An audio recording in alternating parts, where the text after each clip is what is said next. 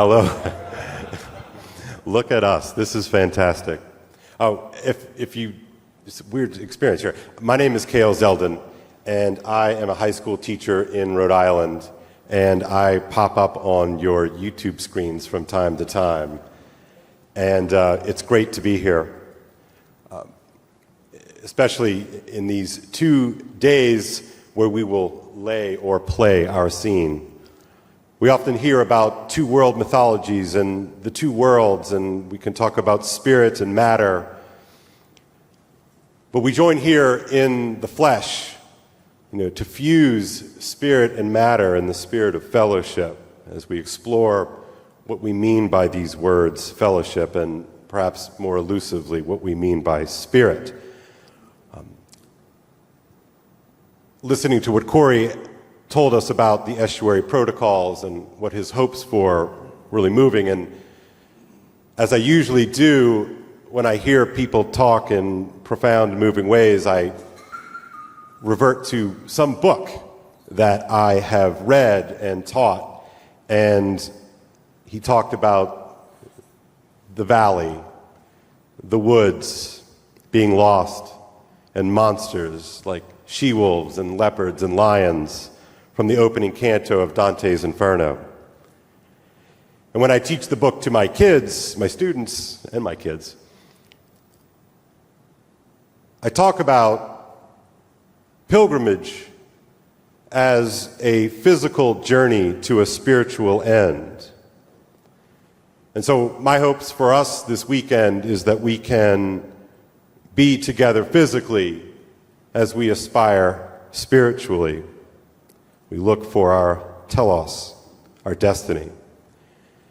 So today, to kick us off, I'm sure that most of us are very familiar and hear that peculiar, casual call of, "Hi, this is Paul." You know what I'm talking about. Every video, "Hi, this is Paul." And immediately, I'm like, "Oh, man, let's do this. Let's go. What does Paul have served up for us today for homeroom?" And so I think it's fitting that so many of us who come here today in Elmhurst, because of our strange parasocial relationship with a shockingly tall gentleman who works his own vineyard in Sacramento. So Paul will join us now to give us the first keynote address. So give it up for Paul Vanderklay.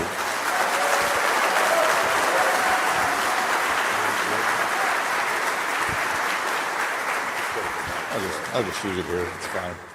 I never know what the slides look like. Go ahead and put the first one up. We'll see what I see. There he is. Does the screen back there work, or am I going to have to turn around the whole time? So, you have come to an event that was the brainchild of a man who wears Dickies. Many of you, if you haven't seen him on the channel called Friday Morning Nameless, he is usually found on his channel with a smartphone, and he is laying tile in someone's bathroom somewhere in Wisconsin. And Chad, how many conferences have you ever gone to that have been born from a tiler in Wisconsin? But Chad calls me or texts me, I don't know. I get my Chad stories wrong, and then he corrects me. And he says, "I want to do a conference." I said, "Oh, those Chicago guys. The Chicago guys who don't like the word estuary and don't use the protocol, call them and work with them, because they've got a lot of ideas and a lot of good people." And so this thing started to catch. And the only thing that comes to my mind when I think about what has instantiated itself here in this room is spirit. Go ahead to the next slide. You can find, there they are over there.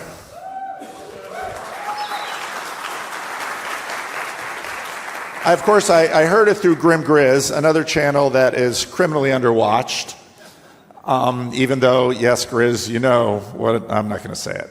But these guys, when they finally came to Sacramento, and I was away on vacation, and they waited till I got there, Jonathan told me, we very intentionally named the website that we're doing this. This is the first estuary road trip. Because these two friends who met on the Discord, they bought a van and they fixed it up. Is the van available for touring? Is there a buy me a coffee thing, QR code to tour the van? Grizz, are you going to teach them in the way of the grift? All right. But you should go see the van. Because when I saw the van, because I asked for a tour, it was beautiful. Because what this represented was friendship and a vision. And Joe's a little shyer than Jonathan. Jonathan's a little, but see the van, ask them the question, how did this start? Why are they doing it? Next slide. Some of you don't know, but some of you do know. The great TLC debate is the TLC a thing? And Jonathan Peugeot, maybe we'll get him to weigh on it. Actually, I got a different word from John last night because one of my names for Jonathan, he is the king of seeing the formal cause. And then I talked to John last night and he said, well, there's this fifth cause, the paradigmatic cause. So maybe Peugeot is the king of the paradigmatic cause. That might be it. But I wonder, is the TLC a thing? And that's always a hard question because it's kind of a vague thing. But what we're doing today is a thing. It's an important thing. And this is a picture. Look at Jonathan. He's so young. He doesn't have any gray in his hair. This is from our second conversation where he's living in the house that got flooded. But I remember that conversation because he's starting to talk about like the angel of the conversation. Because one of the things as you work your estuary protocol, you'll notice that there's a spirit of the conversation. We're very comfortable with that language, but then Jonathan sort of switched it up and put angel in there. And actually that second conversation I had with Jonathan really blew my mind because he opened up all these different vistas of seeing. And I think in many ways that's what Jonathan does. Next slide. This word spirit is around us all the time, and because of course now that we're getting probably beginning the end of the post-war consensus, there's a lot of World War II stuff going, and Jonathan's talking about that. And my indulgent summer reading is once again Ian Toll's 3 massive volumes on the Pacific War. And so then I catch these things in the book, which of course are completely unrelated. For 3 years of war, the Japanese acclaimed their unique Yamato spirit and willed themselves to believe that it must deliver ultimate victory. They believed themselves to be a race like no other, a family of 100 million. The figure was 30 million too high, racially pure and homogeneous, descended from the gods, and united under the benevolent guidance of the Father Emperor. I read some other things in a few of my previous videos last week. The ideology was reinforced and disseminated by official slogans, 100 million advancing like a ball of flame. Think as one, act as one. Extravagance is the enemy. Fired with an overriding spirit, the Japanese at home and on the front lines would endure privations and hardships that the enemy could never withstand. They would work harder, eat less, and face death with samurai-like indifference. And they lost the war. But that word spirit, we all know what it means. It's just assumed. We think we know what it is. Now, next slide. The Britt Hartley conversation with Rainn Wilson was so interesting because you've got sort of a deconstructed Mormon talking with a deconstructed Baha'i sort of reconstructed into a book that argues that a spiritual revolution is necessary to address the world's most pressing problems, from mental health crises and political divisions to climate change and economic injustice. Neither of them Orthodox or Catholic or Protestant technically. Of course, the LDS, I won't go down that rabbit hole, but I know there are LDS in the TLC, you know that. Next slide.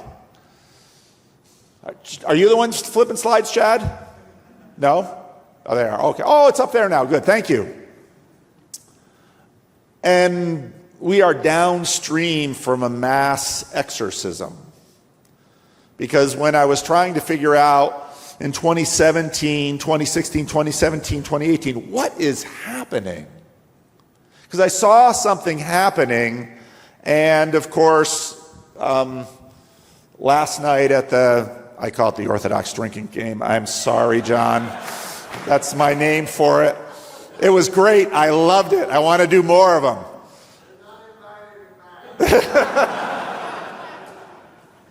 But Jeff P. stood up and told the story of Job, where I get this email from a Dutchman I'm an atheist, the whole story.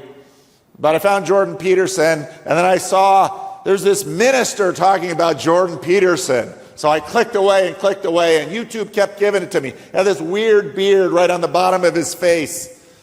And then I sent him an email, and we talked. And after about 50 conversations, I began to realize that we had a lot of young men, I think a lot of young women too, but a lot of young men especially, who were depressed. And they were depressed by nihilism, and in a weird way, listening to Jordan's videos and biblical series and classroom lectures lifted the depression. And how can we think about what Jordan is doing in the culture? And I thought about the unauthorized exorcist that you find in the Gospels, who when Jesus and the disciples are going around and they're doing exorcisms, and there's this other guy over there using the name of Jesus doing exorcisms, and the disciples are like, hey, our intellectual property is at stake here. We've got to guard it. And so they say to Jesus, it's always funny when the disciples want to go and kill people. Jesus, he's using our thing and it's happening. And Jesus says, leave him alone. If he's not against us, he's for us. And sort of what happens through YouTube is this mass exorcism that happens in our culture, and a whole bunch of people that were sort of bound by something are freed up. And, well, my question when I saw that was, you can free people, but free people can find bondage in themselves and in other places in all sorts of different ways. At our first conference, next slide.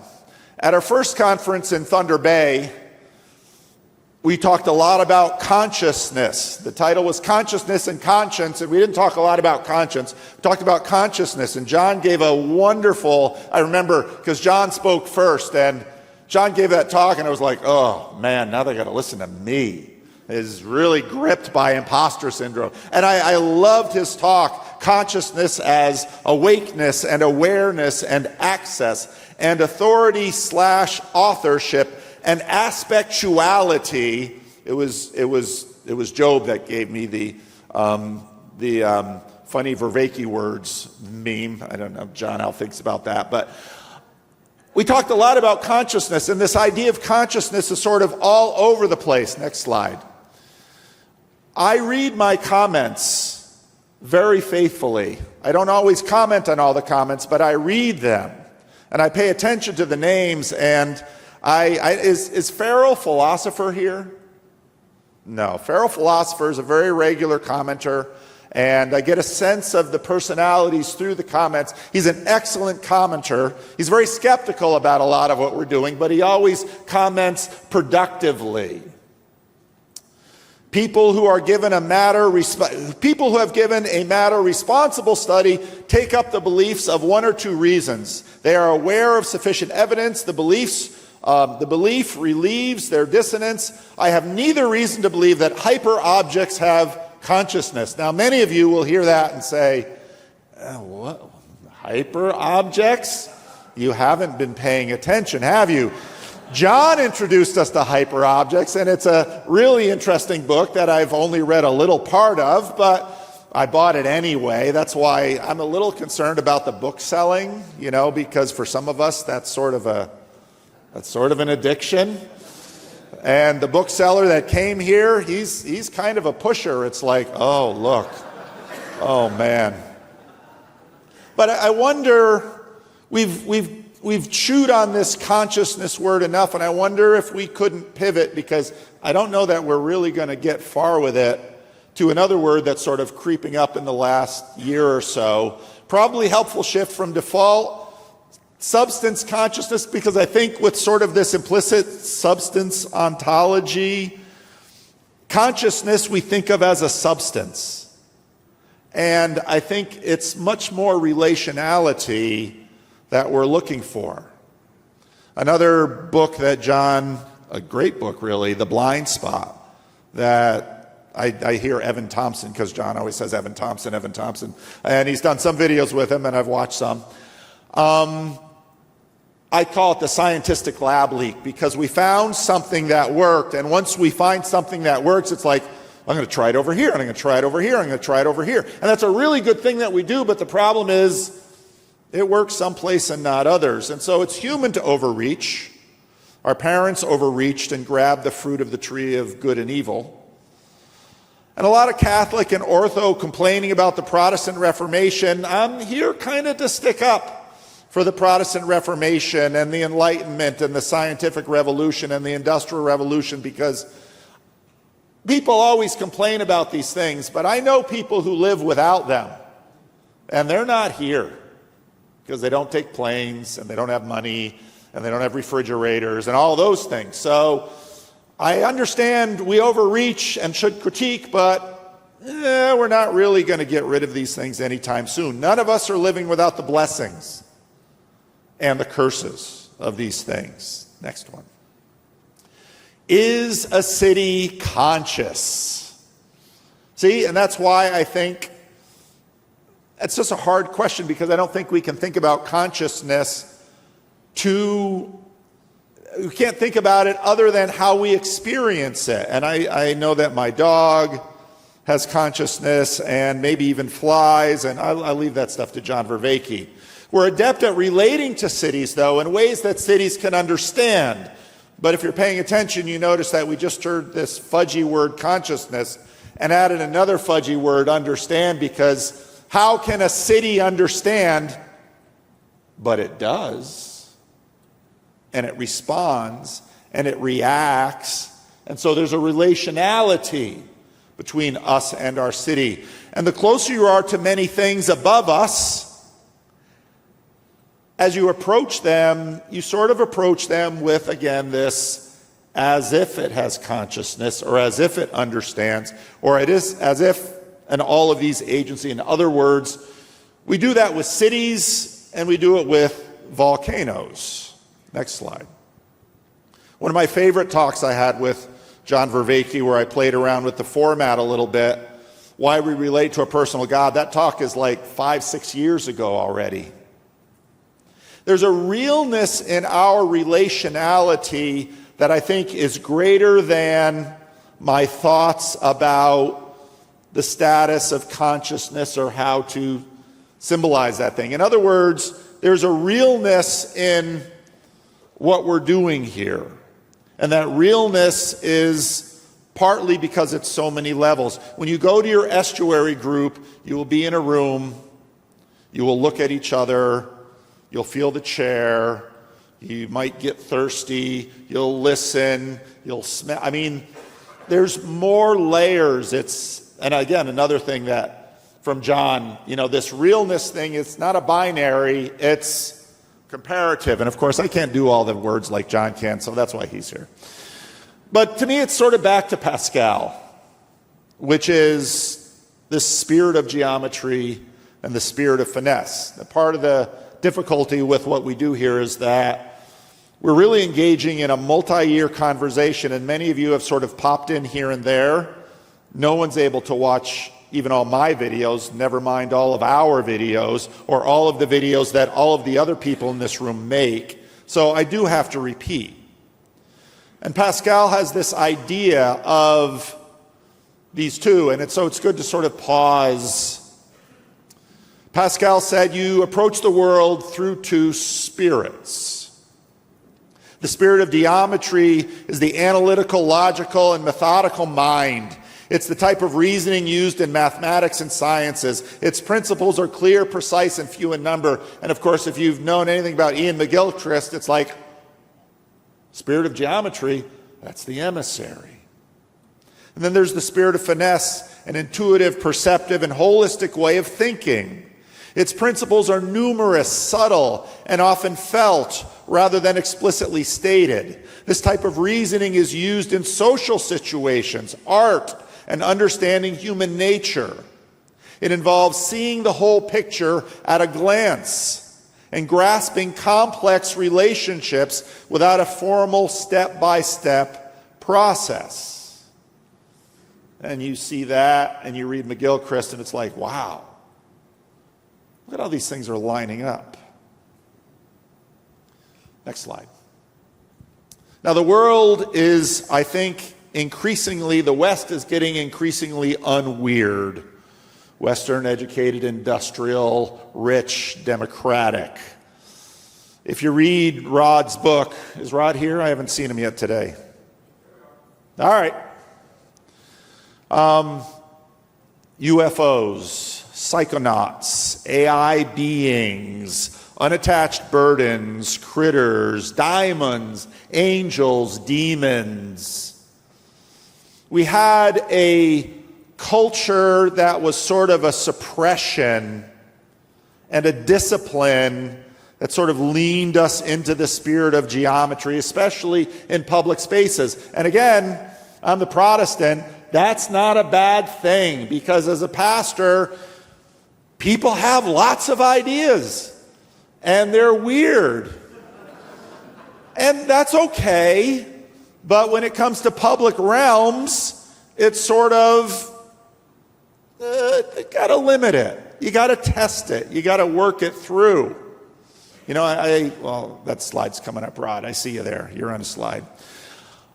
And I actually don't like the enchanted, disenchanted thing very much, because when I look at scientists and engineers and mediums and spiritualists, they're all excited by the same thing in some ways. When the scientist or the engineer sort of cracks the code in something, we might see that as disenchanting, but the experience that the scientist had is, wow, look at how that works. And I think that's actually the same both ways. It's this spirit of discovery that excites and motivates and dives us in deeper.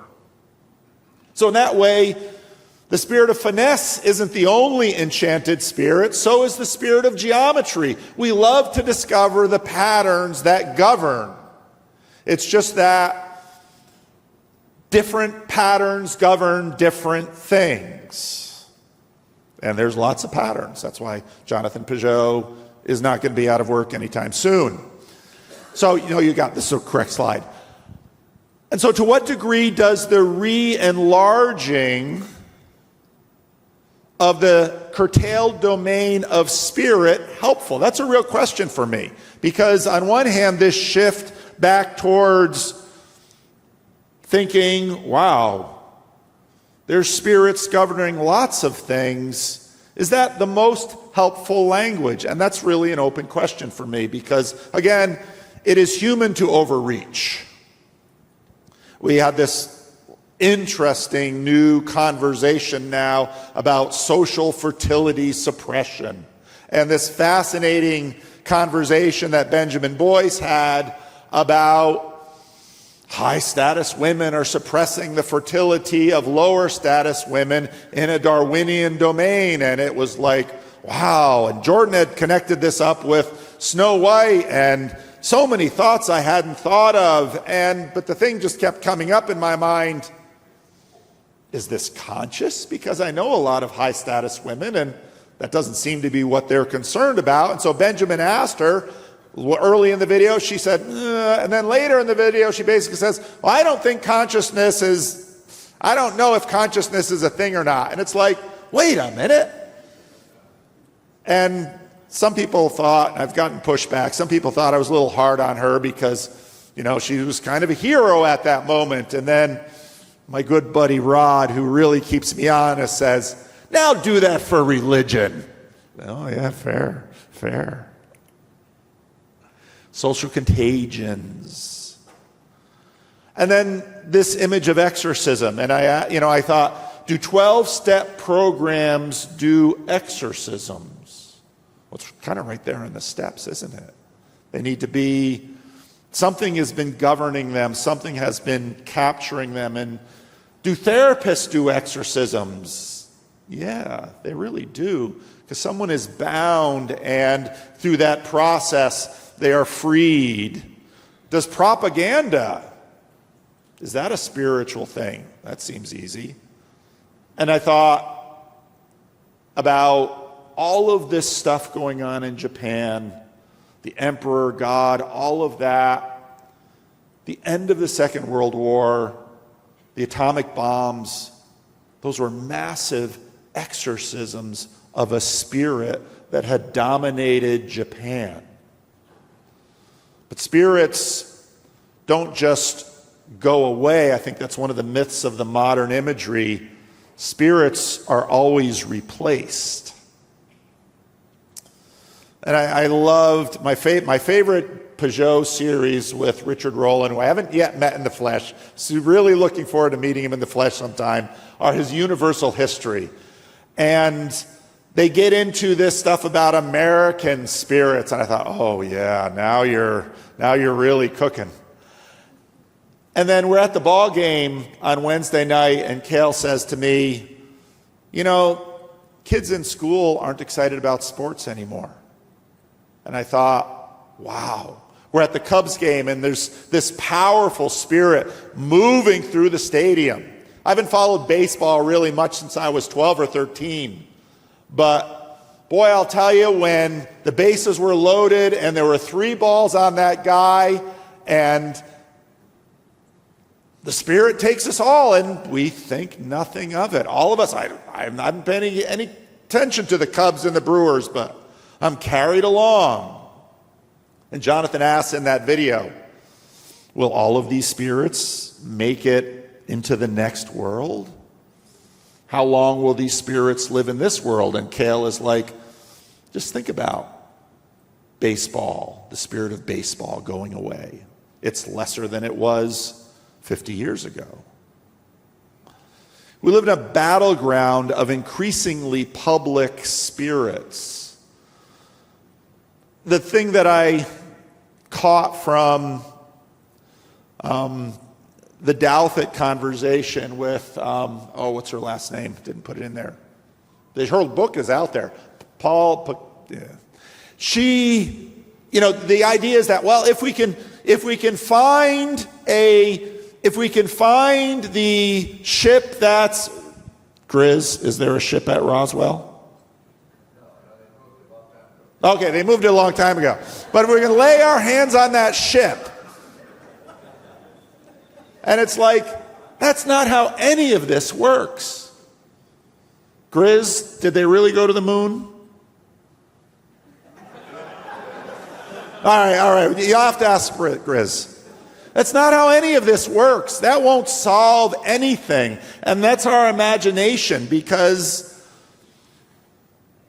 that's not how we work. And it won't change everything. And part of the reason that I've invested enough of my life in doing what we've done here now, and why John Van Donk is a genius, because he's, this estuary protocol, he hates the name, but that's too bad because I have the channel, is that when we do a conference like this, I know it's always this thing. I know many of you wouldn't be here unless John and Jonathan and Elizabeth and Kale. Unless we have things on stage, you won't come. But my hope is that I don't think anything that I say, I'm a preacher, I know this. People never remember what I think of my sermons. They remember how the sermons made them feel, and they'll remember the illustrations. And so we might bring some good talks, and you might come away with a few insightful ideas, but the better chance of something happening is when you go to these little estuary groups and you sit down and you make a friend.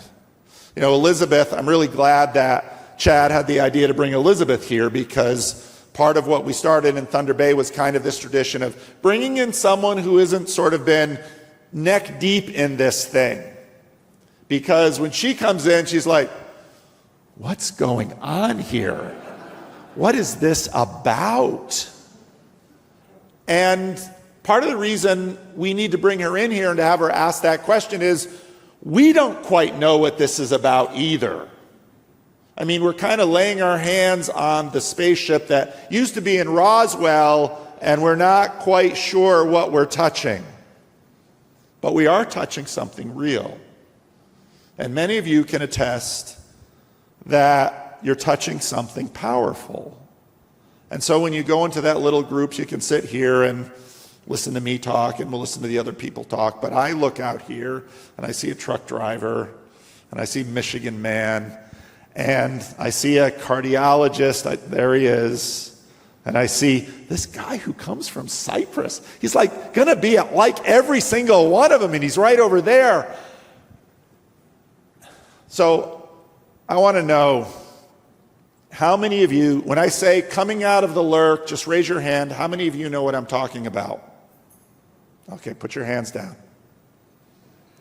For how many of you coming to this conference today is coming out of the lurk? Stand up.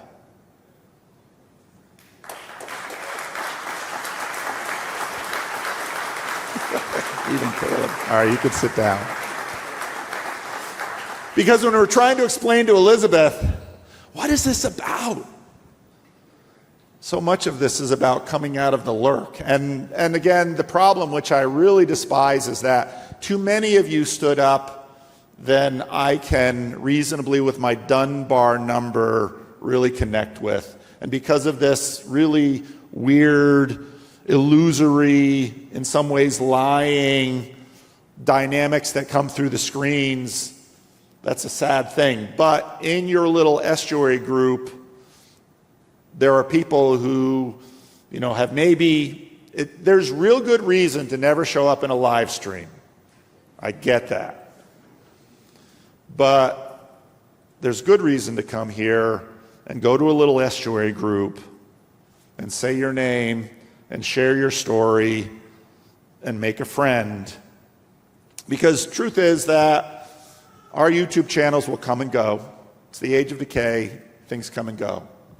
But these relationships, these friendships, they can really have power over long periods of time.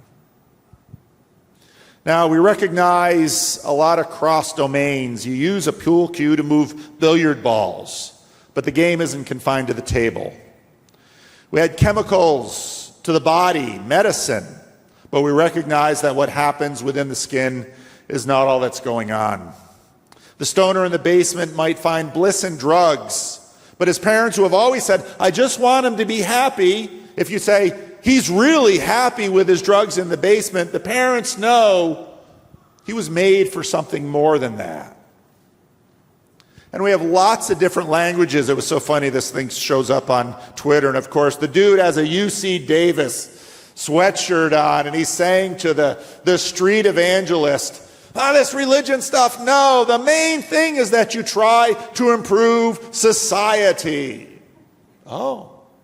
Like expensive buildings with special clothing and instruments are a waste of time, but you don't say that about the expensive buildings with vestments, white coats, and instruments. That's the hospital.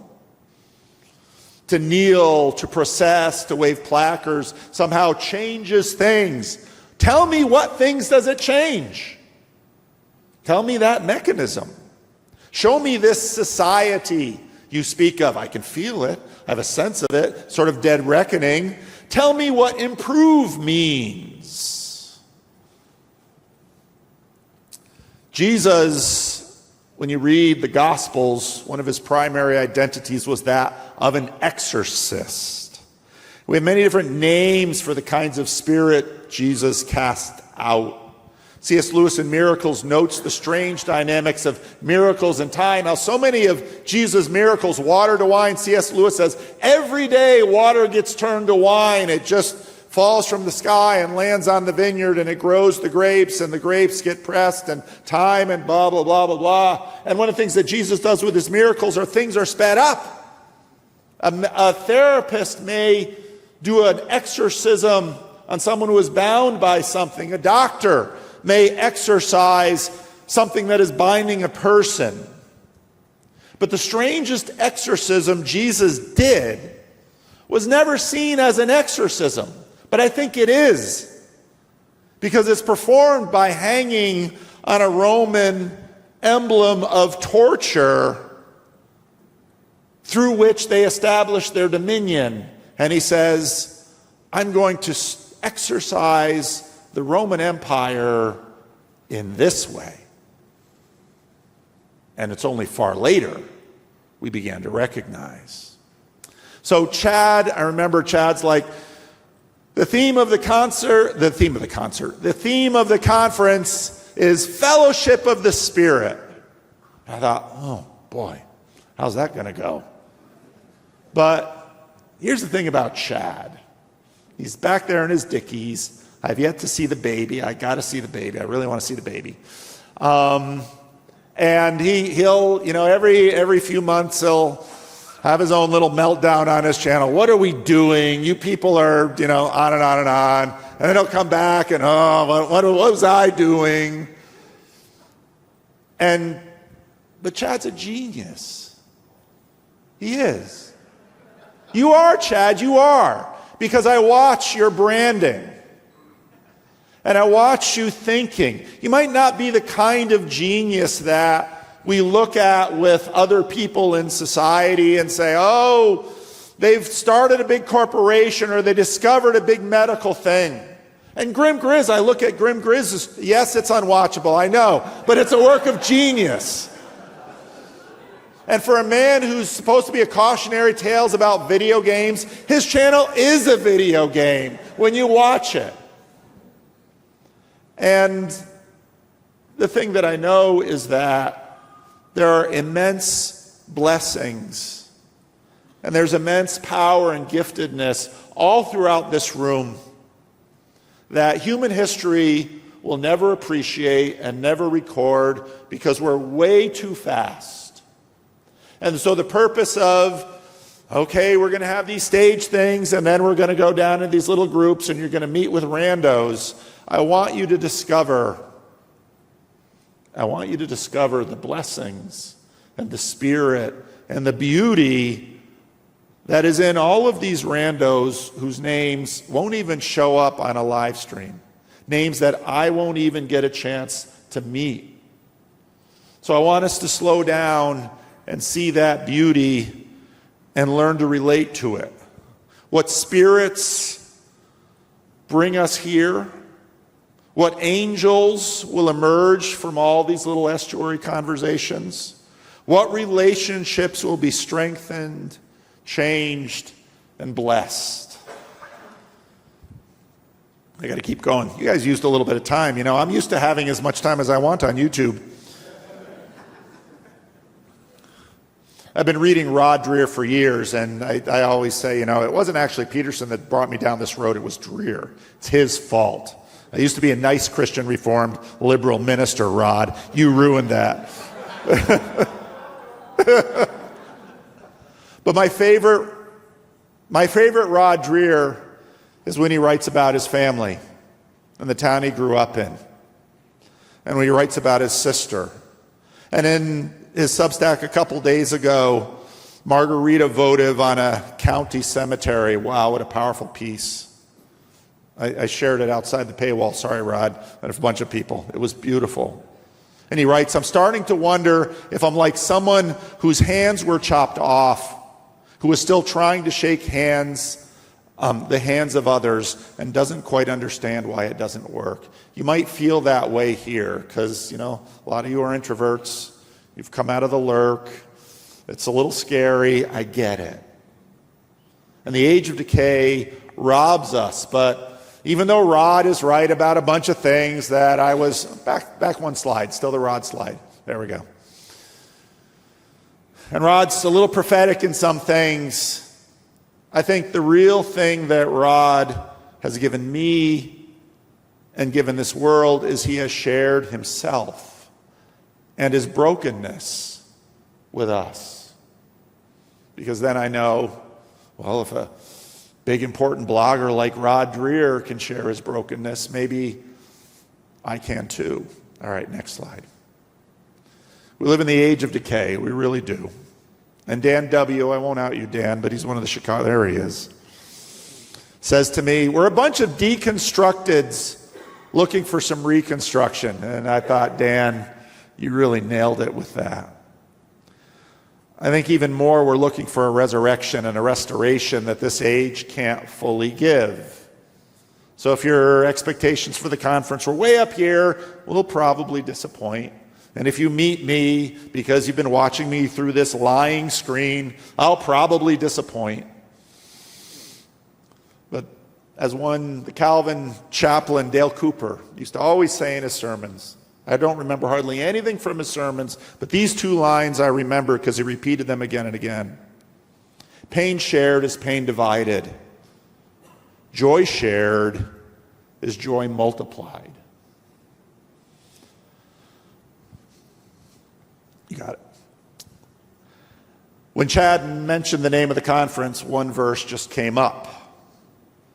Therefore, if there's any encouragement in Christ, any consolation of love, if any fellowship of the Spirit, if any affection and compassion, complete my joy so that you are in agreement, having the same love, united in spirit, having one purpose. Do nothing according to selfish ambition or according to empty conceit, but in humility considering one another better than yourselves.